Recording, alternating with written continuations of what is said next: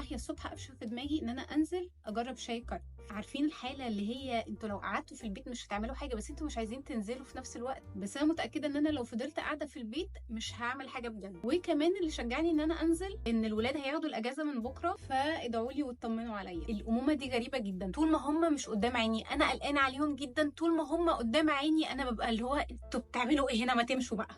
اوتفيت اوف ذا داي، بس عندنا تو اوبشنز للشنط. اول اوبشن شنطه حمالة الاسيه، او الشنطه السوداء واحط في التوت باج بتاعتي كل حاجه ليها علاقه بالرسم.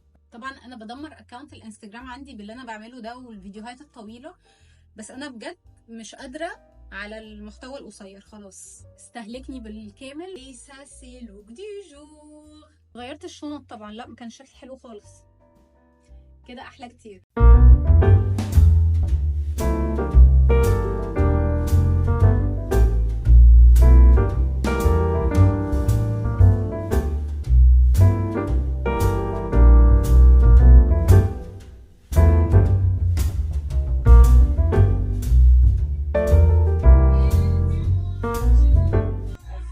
طعمه حلو بس مسكر.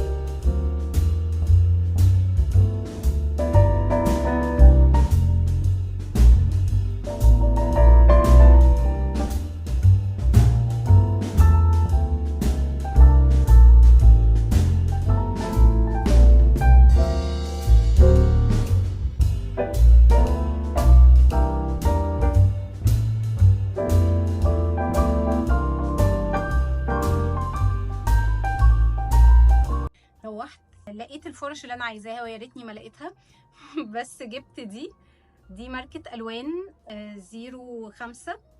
المفروض كنت اجيب 03 بس لقيتها ب400 وشعر طبيعي، وانا الصراحه استحرمت لان انا ممكن ما استخدمهاش غير في اليوم بتاع الورشه. بس جبت كمان التاي كريون دي، البرايه دي كرك، كان تحفه. ما كنتش متخيله ان هو هيطلع طعمه حلو كده، كنت فاكره الناس بتبالغ يعني، بس لا طلع طعمه حلو. اللي انا كنت مستغرباها شويه ان هو فيه سكر وانا بشرب الحاجه من غير سكر، بس هم ما كانوش حاطين سكر كتير لدرجه ان هو يضايقني، لا كان مظبوط بصراحه.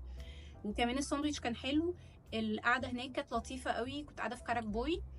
القعده لطيفه وهاديه، ما كانش فيه زحمه. عايزه اقول لكم ان انا كان ممكن اقعد هناك، انا كنت حابه القعده هناك، كنت ممكن اقعد اكتر، بس ما كانش فيه انترنت او شبكه يعني كويسه. دي برضو ويكنس بوينت للمكان، ان ما كانش فيه واي فاي والداتا ما كانتش قويه، فانا ما كنتش عارفه اشتغل على النت خالص، وكنت محتاجاه، كنت عايزه ابعت ميل فما عرفتش اعمل كده، فاضطريت ان انا ابتدي اتحرك. بس اتبسطت شويه ان انا برضو اتمشيت شويه في المعادي، انا بحب دجله جدا. وبس كده، اشوفكم بقى في فلوج تاني علشان ما ازهقكمش. باي.